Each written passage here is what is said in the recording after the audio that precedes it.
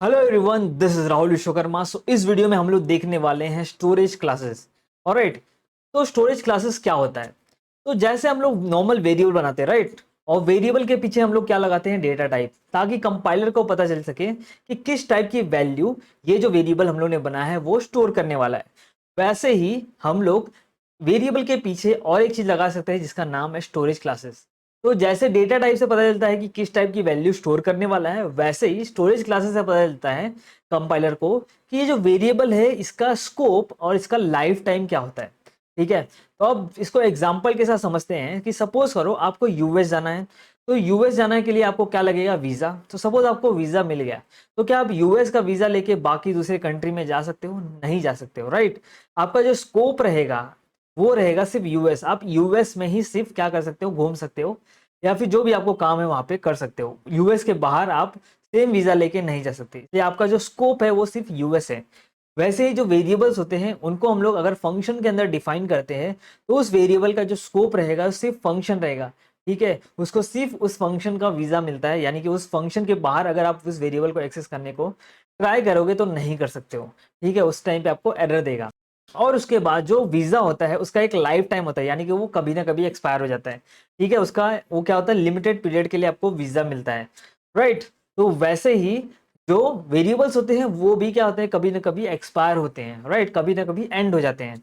तो सपोज करो आपने जो वेरिएबल फंक्शन के अंदर बनाया है, तो वो कब उसका लाइफ टाइम क्या होगा? तो जैसे ही फंक्शन का एग्जीक्यूशन कंप्लीट हो जाता है, यानी कि जब फंक्शन एंड होता है या एग्जिट होता है, वैसे ही आपने जो वेरिएबल फंक्शन के अंदर डिफाइन किया वो भी क्या हो जाता है? एंड हो जाता है, डिस्ट्रॉय हो जाता है। ऑलराइट। तो ये दो चीजों के लिए हम लोग यूज करते हैं स्टोरेज क्लासेस। कौन सी दो चीजें? वो एक तो है स्कोप और एक है लाइफ टाइम। ऑलराइट। तो यहाँ पे देखोगे तो सिंटैक्स है कैसे स्टोरेज क्लासेस यूज किया जाता है। तो नॉर्मली यहाँ से यहाँ तक देखोगे तो जैसे हम लोग नॉर्मल वेरिएबल बनाते हैं वैसा ही है। पहले आप लिखोगे वेरिएबल का नाम, उसके बाद लिखोगे डेटा टाइप, उसके बाद यहाँ पे आप पीछे लिखोगे स्टोरेज क्लास। ओके। अब स्टोरेज क्लास भी कितने टाइप के होते हैं? मेनली 5 टाइप के होते हैं। पहला आता है आपका ऑटो, जिसे हम लोकल वेरिएबल, अभी तक हम लोग जितने वेरिएबल फंक्शन के अंदर बनाते थे वो सब क्या था? लोकल वेरिएबल था। ठीक है, तो ऑटो को लोकल वेरिएबल भी बोला जाता है। अब ये जो इसमें ऑटो कीवर्ड है ना, ये अब डेप्रिकेट हो गया है, यानी कि अब जो C++11 वर्जन आया है उसके अंदर से ये निकल चुका है। इसका अब ऑटो का जो पर्पस है वो चेंज हो चुका है। ठीक है, तो अब बाय डिफॉल्ट जो भी वेरिएबल बनाते हैं वो क्या होता है? लोकल वेरिएबल या ऑटो वेरिएबल ही होता है। अब उसके बाद आएगा स्टैटिक वेरिएबल। ठीक है, उसके बाद आता है एक्सटर्न। एक्सटर्न यानी कि ग्लोबल वेरिएबल, जो हम फंक्शन के बाहर बनाते हैं उसे हम बोलते हैं ग्लोबल वेरिएबल। इसके बाद रजिस्टर वेरिएबल आता है। तो रजिस्टर जो स्टोरेज क्लास होता है ये ऑटो यानी कि लोकल वेरिएबल जैसा ही होता है, सिर्फ ये क्या होता है? लोकल वेरिएबल से फास्ट होता है। उसके बाद आता है म्यूटेबल। म्यूटेबल मतलब क्या होता है? जिसकी वैल्यू आप चेंज कर सकते हो, मॉडिफाई कर सकते हो। अनम्यूटेबल मतलब जिसको आप मॉडिफाई नहीं कर सकते हो। ठीक है, इसको हम लोग देखेंगे डिटेल में। तो पहले देखते हैं कि लोकल वेरिएबल क्या होता है। ठीक है, तो लोकल वेरिएबल को हम लोग डायरेक्टली जाते हैं प्रोग्राम के थ्रू देखते हैं। तो हम आ चुके हैं वीएस कोड में। ठीक है, अब वीएस कोड में हम लोग पहले बनाते हैं एक फंक्शन। तो यहाँ पे मैं एक फंक्शन बनाता हूँ वॉइड डेमो, और ये फंक्शन के अंदर एक वेरिएबल बना लेता हूँ इंट नम, इसकी वैल्यू मैं 10 दे देता हूँ।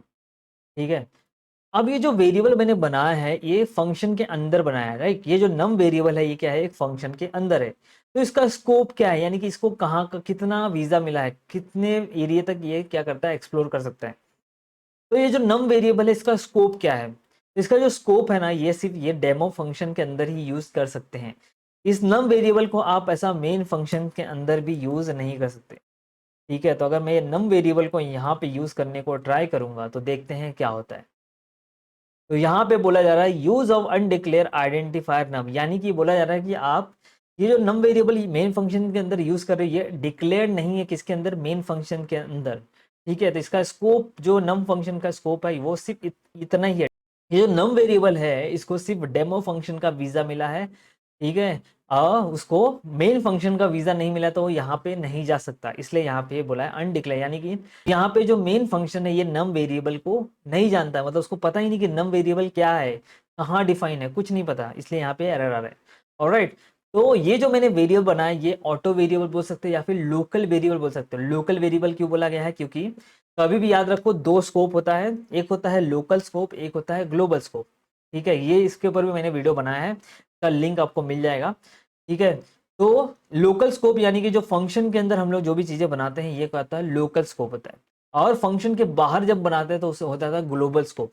अगर मैं यहाँ पे एक वेरिएबल बनाता हूँ int a is equal to suppose देता हूँ इसका वैल्यू 100, तो यहाँ पे जो वेरिएबल ए है ये क्या है, इसका स्कोप क्या है, ग्लोबल है। यानी कि वेरिएबल ए को मैं डेमो फंक्शन के अंदर भी यूज कर सकता हूँ और मेन फंक्शन के अंदर भी यूज कर सकता हूँ। ऑलराइट, तो ये जो ए वेरिएबल है मान लो कि इसको हर एक कंट्री का वीजा मिला है, ठीक है, ये कोई भी कंट्री में जा सकता है, तो क्योंकि इसका स्कोप क्या है, ग्लोबल है। और ये नम वेरिएबल है, इसका स्कोप क्या है, लोकल है, लोकल टू डेमो फंक्शन है, ठीक है। सिर्फ वो डेमो फंक्शन के अंदर ही यूज कर सकते हो, उसके बाहर यूज नहीं कर सकते। ऑलराइट, तो ये था आपका लोकल वेरिएबल और ग्लोबल वेरिएबल, या फिर लोकल स्कोप और ग्लोबल स्कोप भी इसके अंदर ही मैंने समझा दिया। अब बढ़ते हैं नेक्स्ट वेरिएबल की तरफ। हम लोग स्टैटिक वेरिएबल बाद में देखते हैं, एक्सटर्न वेरिएबल देख लेते हैं, या फिर पहले रजिस्टर वेरिएबल देख लेते हैं। तो ये रजिस्टर वेरिएबल मैंने बताया आपको सेम होता है लोकल वेरिएबल जैसा ही, ठीक है, या फिर ऑटो वेरिएबल जैसा ही होता है। सिर्फ जो लोकल लोकल वेरिएबल है इसके पीछे आपको लगाना पड़ता है क्या, रजिस्टर, ठीक है। तो आपने अगर यहाँ पे रजिस्टर लगा दिया तो ओके, यहाँ पे ये जो नम फंक्शन है डाल देता हूँ मैं, ठीक है।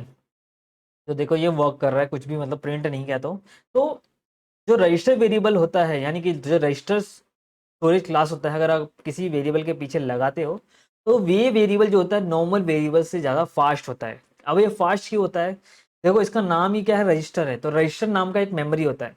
नॉर्मली जो हम लोग वेरिएबल रहता है ना, अगर ये नॉर्मल वेरिएबल जो होता है ना, ऐसा वेरिएबल ये कहाँ, तो इनकी जो वैल्यू होती है ना ये कहाँ पे स्टोर होती है, रैम के अंदर, यानी रैंडम एक्सेस मेमोरी में है। तो रैंडम एक्सेस मेमोरी क्या होता है, बहुत ही फास्ट होता है, राइट। बट उससे भी फास्ट एक मेमोरी होता है जिसका नाम है रजिस्टर, ठीक है। तो ये जो रजिस्टर मेमोरी होता है बहुत ही लिमिटेड, मतलब रैम से भी लिमिटेड मेमोरी होता है, बहुत छोटा मेमोरी होता है, उसके अंदर इसको यहाँ पे स्टोरेज मिलता है, ठीक है, इस वेरिएबल को। तो इसलिए क्या होता है, ये जो अब नम वेरिएबल है ये क्या, इसके पीछे रजिस्टर स्टोरेज क्लास लगा है, तो ये क्या होगा, फास्टर होगा जो भी रैम के अंदर वेरिएबल है उससे, ठीक है। तो सिर्फ इतना ही डिफरेंस होता है कि जो रजिस्टर वेरिएबल होता है वो नॉर्मल वेरिएबल से क्या होता है, फास्ट। ऑलराइट गाइस, तो अभी हम लोग देखते हैं क्या, नेक्स्ट ग्लोबल वेरिएबल, ठीक है, ग्लोबल या फिर एक्सटर्न वेरिएबल। ऑलराइट गाइस, यहाँ पे आप देखोगे तो हम लोगों ने ऑलरेडी देखा था एक ग्लोबल वेरिएबल मैंने बनाया था जिसका नाम दिया था ए, राइट। अब ये देखो ये नॉर्मल ग्लोबल वेरिएबल है। ग्लोबल वेरिएबल का जो स्कोप होता है ना वो क्या होता है, ये प्रोग्राम ओवरऑल प्रोग्राम में होता है, यानी कि इस वेरिएबल ए को आप इस प्रोग्राम में किसी भी फंक्शन के अंदर यूज कर सकते हो या कहीं पे भी यूज कर सकते हो, ठीक है। तो ग्लोबल वीजा मिला हुआ है, बट इसको क्या आप दूसरी फाइल यानी कि दूसरी सी प्लस फाइल में यूज कर सकते हो, नहीं कर सकते, ठीक है। तो अगर आपको किसी 2-3 फाइल में सेम वेरिएबल को यूज, मोस्टली कैसा होता है जब हम सी प्लस के प्रोजेक्ट बनाते हैं तो उसमें क्या होता है, जो वेरिएबल्स होते हैं मल्टीपल फाइल में शेयर्ड होते हैं, ठीक है। मल्टीपल फाइल्स सी प्लस के फाइल में शेयर किया जाता है यानी कि यूज किया जाता है। उस टाइम पे हमको यहाँ पे काम आता है क्या, एक्सटर्न वेरिएबल। एक्सटर्न वेरिएबल यानी कि ये नॉर्मल हम लोगों ने यहाँ पे देखो ग्लोबल वेरिएबल बनाया है जिसकी वैल्यू हम लोगों ने यहाँ पे 100 असाइन की है। अब मुझे क्या करना है, इसको एक्सटर्न वेरिएबल बनाना है, तो यहाँ पे सपोज मुझे इसको इसके अंदर यूज करना है, तो मैं इस वेरिएबल को वापस से ऐसा डिफाइन कर सकता हूँ int A, but extern variable को हम लोग इनिशियलाइज नहीं करते हैं, और यहाँ पे पीछे लगाना पड़ेगा यहाँ पे एक्सटर्न, ठीक है, यहाँ पे एक्सटर्न लगा दिया। तो ये क्या बन जाएगा, एक्सटर्न वेरिएबल। अगर मैं इसी को इनिशियलाइज कर दूँ सपोज 100 से, या फिर इसको 200 से इनिशियलाइज करोगे तो ये मुझे इस टाइम पे एरर देगा। देखो, extern variable can not have a initialiser. आप जब एक्सटर्न वेरिएबल किसी वेरिएबल को एक्सटर्न वेरिएबल बनाते हैं तो उसको हम लोग इनिशियलाइज नहीं कर सकते, ठीक है। इस वेरिएबल को हम लोग इनिशियलाइज नहीं कर सकते। तो अब देखो यहाँ पे हमको क्या करना पड़ेगा, इसको यहाँ पे फिलहाल के लिए इनिशियलाइजेशन निकालना पड़ेगा, और उसके बाद मैं क्या कर सकता हूँ, इसको ऐसा अब उसके बाद मैं यहाँ पे ए इज इक्वल टू सपोज लगा देता हूँ मैं 200, ठीक है, और इसको निकाल देते हैं और ए की वैल्यू को डिस्प्ले करते हैं, ठीक है। और इसके बाद ये डेमो फंक्शन को कॉल कर लेते हैं यहाँ पे। ऑलराइट, देखते हैं कि अब आउटपुट में क्या आता है। तो यहाँ पे आप देखोगे तो value of a in demo is equal to कितना आया, 200 आया। तो यहाँ पे देखो ए की वैल्यू 200 आई, यानी कि देखो आप बोलोगे, अब यहाँ पे आप बोलोगे आपने तो क्या किया, एक वेरिएबल यहाँ पे डिक्लेयर किया है एक्सटर्न, और उसके बाद ए की वैल्यू को 200 दिया है। और उसके बाद उसको डिस्प्ले किया है, तो क्या ये जो बाहर वेरिएबल है इसकी वैल्यू भी चेंज होगी, यानी कि ये जो ए वेरिएबल है क्या इसकी ही वैल्यू चेंज हो रही है? तो चेक कर लेते हैं। तो हम लोग क्या करते हैं, ये जो ए वेरिएबल है इसको डायरेक्टली मेन फंक्शन के अंदर डेमो फंक्शन के कॉल के बाद डिस्प्ले कर देते हैं, ठीक है। तो देखते हैं कि इसका आउटपुट क्या आ रहा है।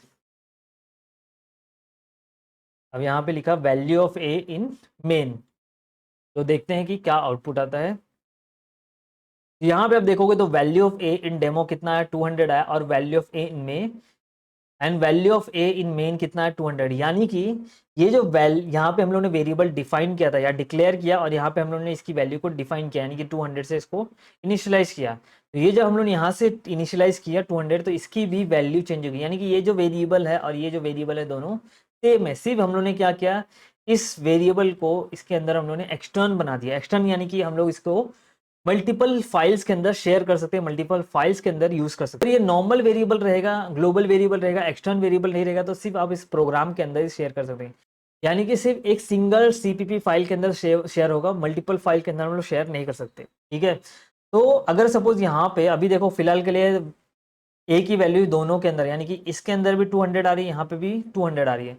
अगर मैं यहाँ से एक्सटर्न निकाल दूँ तो क्या होगा, यहाँ से अगर एक्सटर्न निकाल के मैं वापस रन करता हूँ तो यहाँ पे आप देखोगे तो value of a in demo 2, यानी कि डेमो के अंदर ये जो ए की वैल्यू है, ये जो हम लोग 200 असाइन कर रहे हैं वो प्रिंट हो रहा है, बट ये जो ए की वैल्यू है ये मॉडिफाई नहीं हो रही है। यहाँ पे देखोगे तो value of a in main कितना आ रहा है, 100 आ रहा है।